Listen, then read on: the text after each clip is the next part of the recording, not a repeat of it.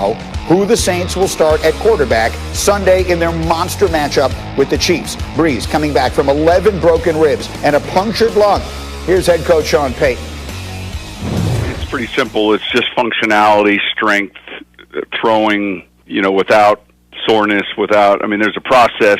And, last week with the trainers, he had one throwing day. Then yesterday, the same way. And it's really asymptomatic, feeling good, strong, and like you can function and be an asset and play well.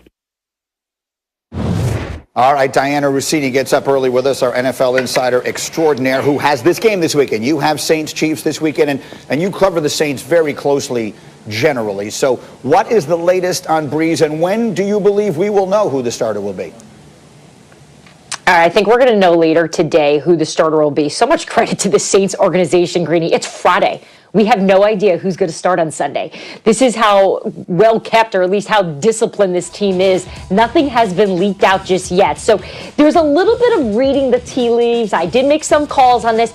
And here's the sense, Greeny, I'm getting a lot of optimism here. So we talked last Friday, and I was like, Greeny, no way. They're going to be conservative. We're not going to see Drew Brees until the playoffs.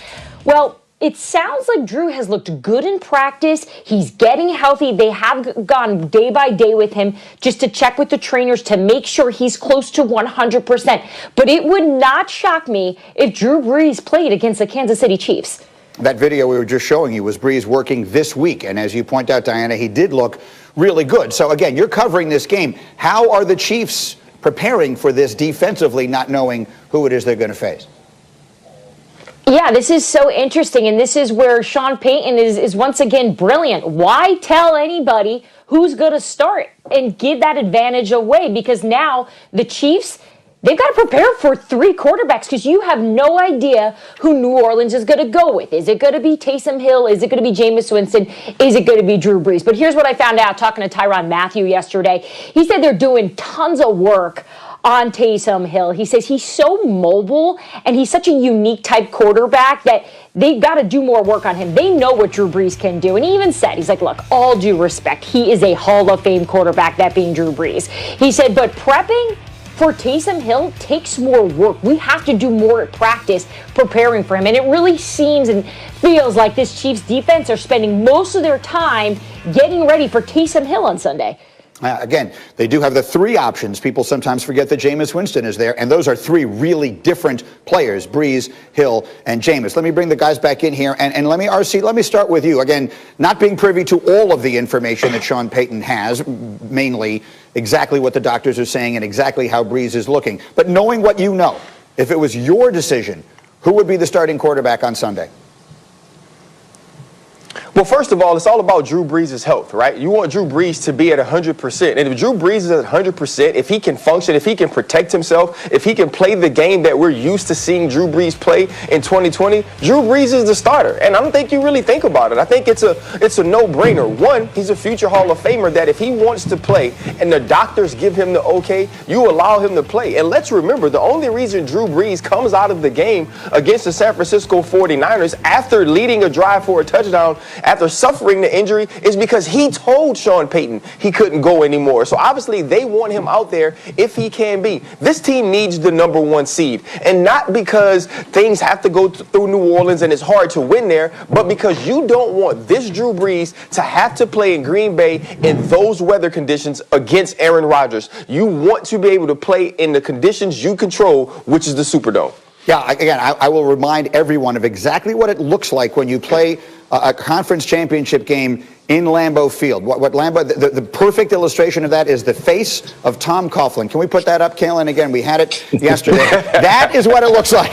That is the perfect illustration of playing a game at Lambeau Field in January. They say a picture is worth 1,000 words. That one is worth 1,000,000 words. And Rob Ninkovich, you were making that point, right? That if Drew Brees is going to get himself back to a Super Bowl again, he's probably going to have a hard time doing it if he's not doing it in his own building. Yeah, the last time I checked, the thermostat in the Superdome set at 70 degrees, which is pretty nice with zero wind.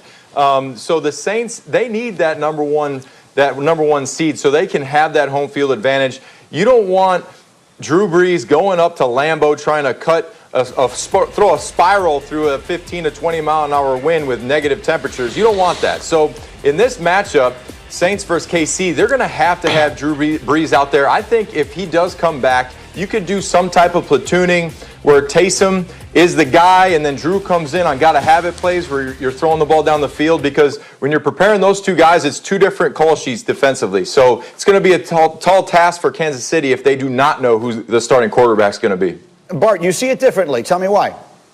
Yeah, just like my mom when I used to play with my BB guns. Yo, you guys better stop if somebody puts an eye out. Listen, it's all fun and games when somebody adds some barbecue sauce and the ribs for Drew Brees. All right, Ralphie. And it's all fun and games. And I know he feels healthy and he feels well.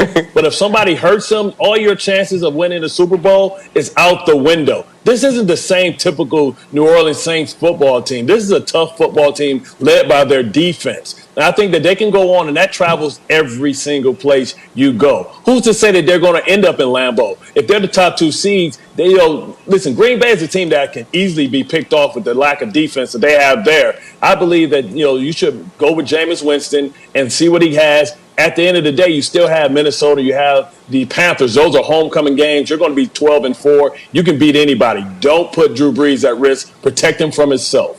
All right, it is possible that we will get that news at some point before we go off the air today. We will certainly keep an ear to the ground. Guys, stay with me here, because next up is championship weekend in college football. What a weekend against ranked. The Wildcats are number 2 in scoring defense. The Buckeyes are 4th in offense. So that's good against good. In the Big 12, it's Oklahoma against Iowa State. The Sooners lost this matchup earlier this season. Since then, they're 6-0. Oklahoma has won each of the last 4 Big 12 titles. In the SEC, it's Alabama, Florida. 10th time these two meet in this game, the most frequent conference championship matchup ever.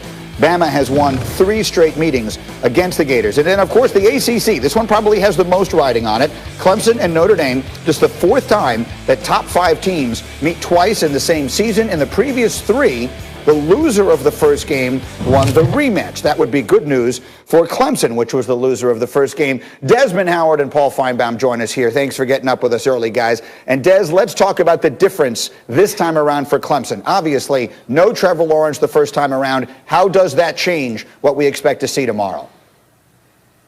Well, Green, going against Clemson without Trevor Lawrence in that first game is like being in a talent show competition and going against the Jackson 5 without Michael Jackson, and you get Jermaine singing lead. There's just so much that they can do as a group without Michael. But now you insert Michael, that's a whole different Jackson 5. And when you insert Trevor Lawrence, that's a whole different offense. I will tell you this, they will run the ball with the quarterback more than they did in the first game. Don't forget, Trevor Lawrence is projected to be the #1 draft pick in the 2021 NFL draft. You go from the #1 draft pick to a 5-star freshman running your offense. That limits your playbook. Now the playbook is wide open. I expect that Trevor Lawrence is going to use his legs just like he did a year ago against Ohio State. And I believe they'll go downfield, go vertical more, and roll him out on the edges. There's just so much more you can do with your offense when you have the projected #1 draft pick running the offense. So that's the difference I see in Clemson's offense against Notre Dame tomorrow. Absolutely. And so I think most people, including our FPI, believes that Clemson will win the game. And as you see on your screen, they're a 10.5-point favorite. But, Paul, I'm coming back to you on this one more time. We've thought about it all week long. Let's live in a world where Notre Dame wins this game, because that's what throws open all the other scenarios. If Notre Dame beats Clemson in this game, who does that put in? First of all, I appreciate Desmond going back to my era of music with the Jackson 5. I really think Texas A&M is sitting there in great shape. I don't know how you possibly can put Clemson in after losing to the same team twice. I mean, nobody can stand that other than Dabo Swinney. The Iowa State conundrum, I don't buy, Greeny, because they did lose at home early in the season to Louisiana by only 17 points. Come on, that's not even on the table. And then, Cincinnati deserves a shot. I certainly think they should be under consideration, but it looks like Texas A&M at 5 is sitting there in the best shape. And very quickly, Desmond, because the crew that you work with on College Game Day, Herbie and many others, have been outspoken this year, more than any that I can remember, about what we would typically call in college basketball the mid-major. People are looking at Cincinnati and the plight of them. I just wanted to get your perspective on that, on the idea that teams are getting the benefit of the doubt based on reputation and all the rest of that. A lot of people seem to be really more upset about that than I've ever heard them before. Are you? You know, Greeny, I've been upset about that from day one, because when you came with this whole model of a college football playoff system and you only have 4 slots, but then you have the Power 5, that automatically leaves out one group in the Power 5 plus the group of 5. That's why Cincinnati or Coastal Carolina, they would never get a fair shot, a fair deal, or an opportunity unless something completely catastrophic happens with the Power 5 team. So I've always been a strong proponent against this system, because I thought the selection process is just as flawed as the BCS selection process was, if not more. And now it's starting to finally come to the surface, and people are starting to see it for what it actually is. Super quick, Paul, do you think that there is enough momentum, enough people who feel that way, that we could see change?